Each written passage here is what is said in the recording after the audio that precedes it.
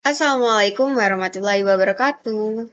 Perkenalkan nama saya Salanaran Ardelita dari kelas M2022A. Di sini saya akan menjelaskan mengenai jaminan hak konstitusional warga negara dalam Undang-Undang Dasar Negara Republik Indonesia tahun 1945. Hak konstitusional atau constitutional rights. Seperangkat hak bagi warga negara yang disepakati, diatur dan dijamin pemenuhannya berdasarkan konstitusi negara. Konstitusi Raik dalam UUD 1945 ada States Responsibility, Citizen Rights, and Human Rights. States Responsibility melindungi segenap bangsa, memajukan kesejahteraan umum, mencerdaskan kehidupan bangsa, ikut melaksanakan kemerdekaan dunia, serta mewujudkan keadilan sosial bagi seluruh rakyat Indonesia. Menurut pembukaan UUD 1945 alinea keempat. Bumi dan air dan kekayaan alam yang terkandung di dalamnya dikuasai oleh negara dan dipergunakan untuk sebesar-besar kemakmuran rakyat. Pasal 33 ayat 3. Fakir miskin dan anak-anak yang terlantar dipelihara oleh negara. Pasal 34 ayat 1. Negara bertanggung jawab atas penyediaan fasilitas pelayanan kesehatan dan fasilitas pelayanan umum yang layak. Pasal 34 ayat 3. Yang kedua, the citizen rights. Pasal 26 Undang-Undang Dasar 1945. Ayat 1, yang menjadi warga negara ialah orang-orang yang bangsa Indonesia asli dan orang-orang bangsa lain yang disangkakan dengan undang-undang sebagai warga negara. Yang kedua, ayat kedua, penduduk ialah warga negara Indonesia dan orang asing yang bertempat tinggal di Indonesia. Pasal 27 Undang-Undang Dasar 1945. Ayat 1. Segala warga negara bersamaan kedudukannya di dalam hukum dan pemerintahan dan wajib menjunjung hukum dan pemerintahan itu dengan tidak ada kecualinya.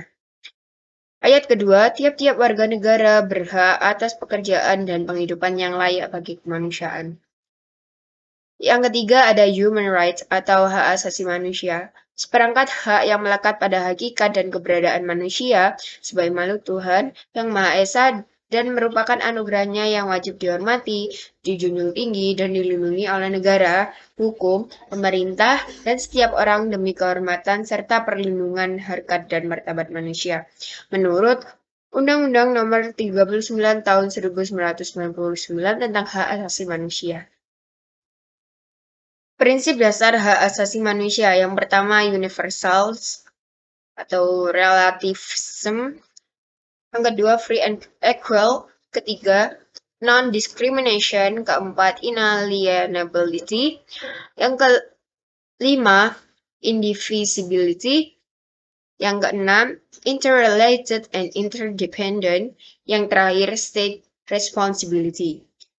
Yang artinya hak untuk hidup, hak berkeluarga dan melanjutkan keturunan, hak mengembangkan diri, hak memperoleh keadilan, hak atas kebebasan pribadi, hak atas rasa nyaman, aman, hak atas kesejahteraan, hak turut serta dalam pemerintahan, hak wanita, dan hak anak menurut bab 10A Undang-Undang Dasar Negara Republik Indonesia 1945 pasal 28A sampai 28J.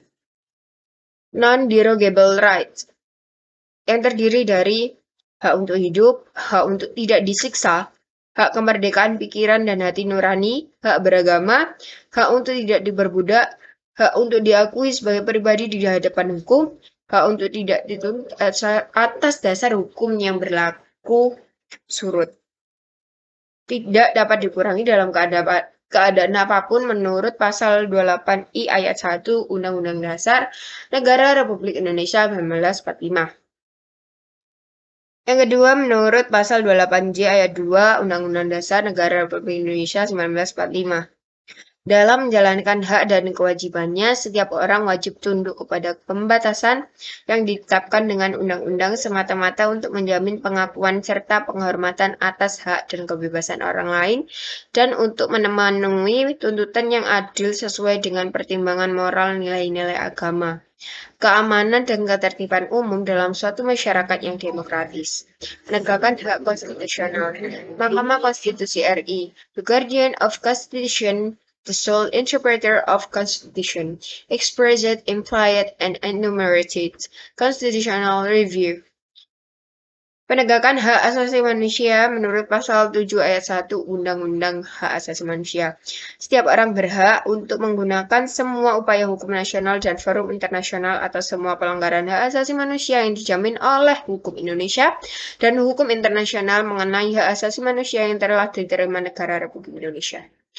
Mekanisme hukum nasional.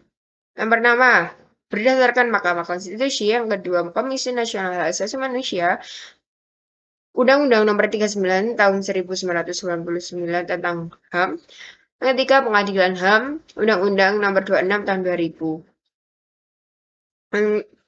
Dewan HAM PBB. Lalu Tribunal Ad hoc Dewan Keamanan PBB, dan yang terakhir International Criminal Court atau Serious Crimes. Baiklah, itulah presentasi dari saya. Apabila ada salah sikap ataupun ada salah kata, saya mohon maaf yang sebesar-besarnya. Wassalamualaikum warahmatullahi wabarakatuh.